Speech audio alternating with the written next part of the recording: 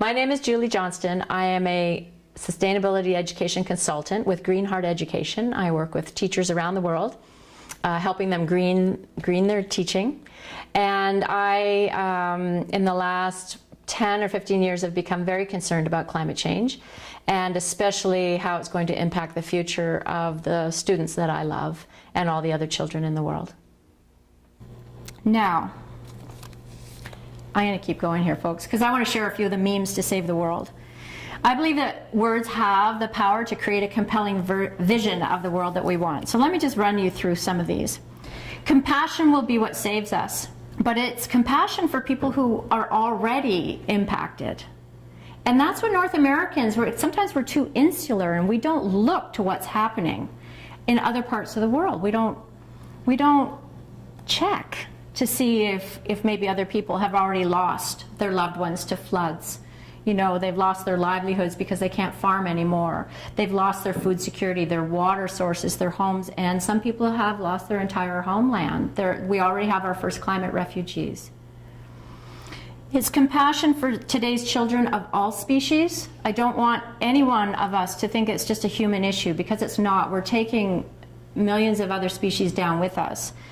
I think, what do they say, jellyfish and cockroaches might survive if we don't stop this. And all future generations. So we need to start thinking like an ancestor, I guess it is, right? Thinking about the people who are coming after us. Paul Hawkins said, we are stealing the future, selling it to the present, and calling it GDP. So that's lousy economics, in my view. Over 10,000 years, we have evolved into an agricultural species dependent on agriculture, right? But agriculture is dependent on a stable climate. So it's about food security, and it's about water, because without water we can't grow food, right? Jellyfish invasions all over the world now, really impacting aquaculture and fisheries.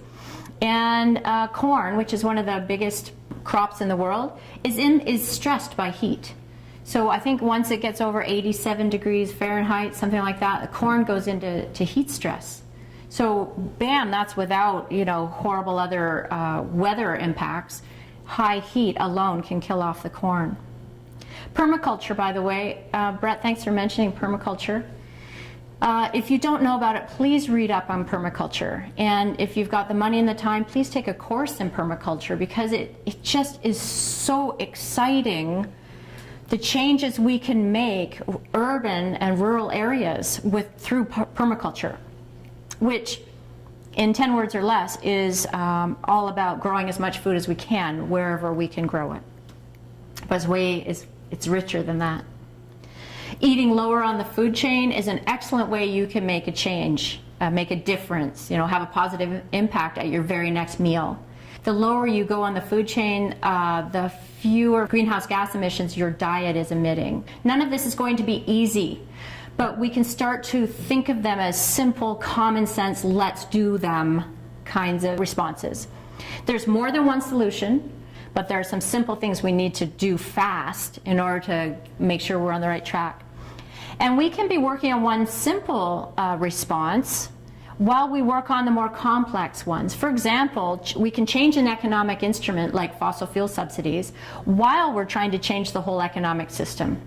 Al Gore said this after a recent UNFCCC meeting in Abu Dhabi. There were welcome changes in rhetoric, and it was clear that the reality of the climate crisis is now weighing on almost every nation. So even the US is getting it now, and Canada isn't yet. Thank you, Monsieur Harper. But the US is now getting it. Many of the policy changes necessary to solve the crisis are being adopted piecemeal by a growing number of regional, state, and city governments. So we've sort of been thinking the whole world had to get together. And what he's saying is no. He was hearing reports from different countries. They're just going ahead with solutions. They're not waiting for the US, they're not waiting for Australia, they're not waiting for Canada. They're just doing it because they're feeling more of the pinch already.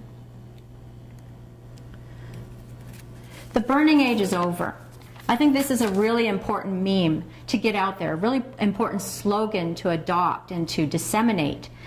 You know that line, the Stone Age didn't end because they ran out of stones, right?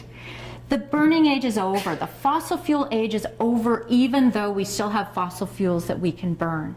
They can be left in the ground. And I think that everybody who's got, money invested in the tar sands can understand that those assets, the economists are now calling them stranded assets, right? But they can be left in the ground. And then if things, if we progress and we can understand how to burn them and sequester, great, But right now, we have to start saying no more burning, no more fossil fuels. Again, Al Gore, and I'm sorry, I'm trained as a climate reality presenter by Al Gore, and I had one of my nemesises back home, he called me a minion of Al Gore once. I'm like, hey. And then that movie came out, I'm like, oh, minions are cute. Right? Anyway, he said we have to put a price on carbon in our markets, and we need to eliminate the massive subsidies that fuel the profligate emissions of global warming pollution. So ending the subsidies, putting a price on carbon. Okay, it's really going to help the market move us to the solar age.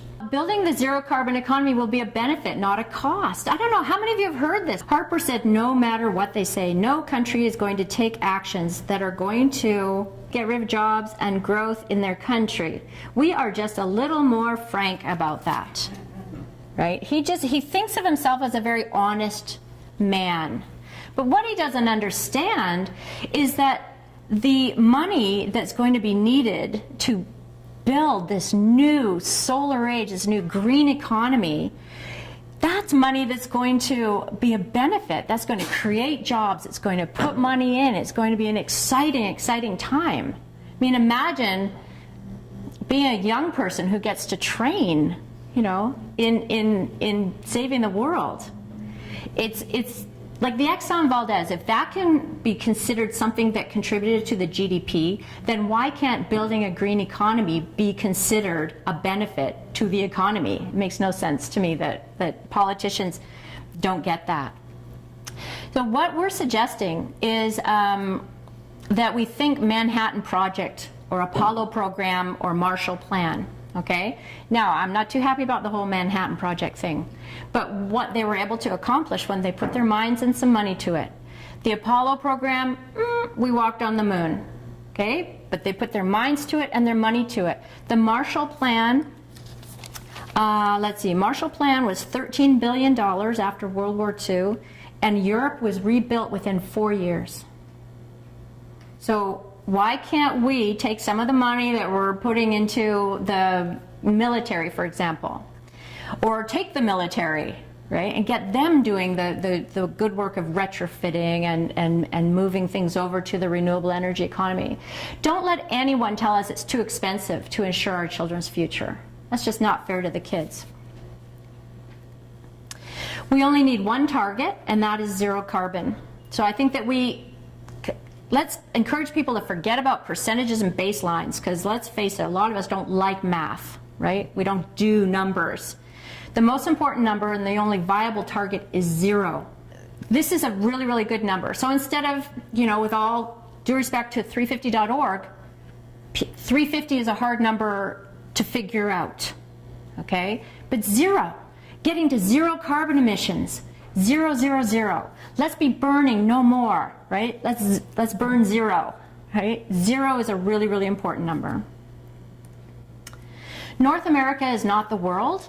I've discovered that most denialists live in North America or other sort of English-speaking Euro-American countries, like Australia, as you folks just noticed with Mr. Harper, Mr. Abbott. But the rest of the world knows that we're in the midst of a climate change emergency. And in fact, when I trained with Al Gore, there were 1,000 people in the room. And on the second day in the afternoon, the head of the organization got up on stage. She said, folks, we have a bit of a problem. We have some people here from other countries, and they don't want to sit through what we're telling you, because we're talking to you about how to win the conversation with deniers. They don't have deniers at home because they actually have climate change at home. So I just wanted to let you know that those people are now going to go into their own room and they're going to talk about solutions.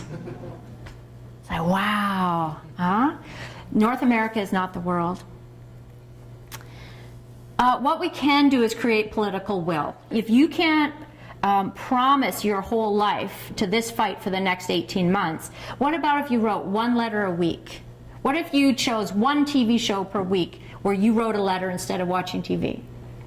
And you could write to Ban Ki-moon, the UN Secretary General, and let him know what you want him to accomplish in New York and in Lima, and then next year in Paris. What if we wrote to, I couldn't even write his name, look at that, I couldn't even write the man's name, huh? The Canadian Prime Minister. Does a disservice to the word prime, huh?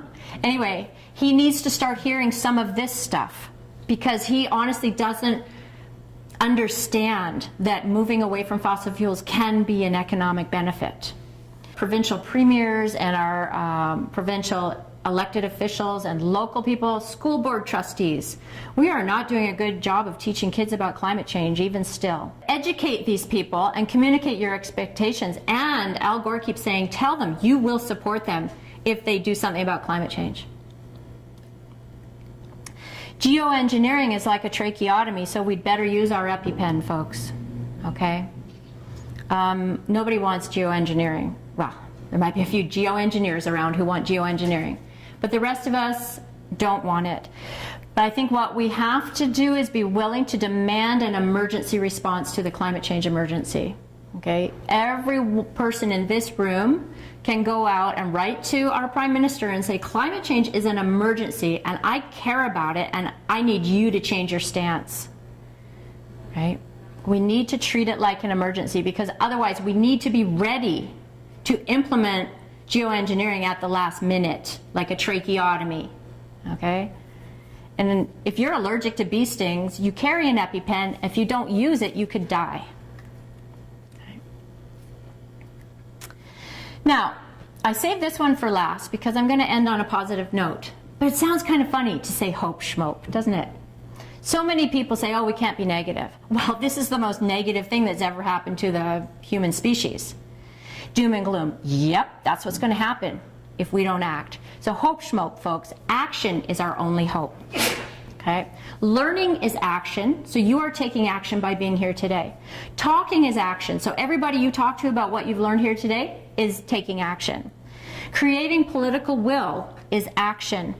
Even praying is action, when you think about it. If you're praying for something, you're being active, you're doing something, you're taking an action. But hoping is not action. You know, being unwilling to feel the sadness, that's not action. Having to stay positive all the time, that's not action. Hope is what we earn when we take action.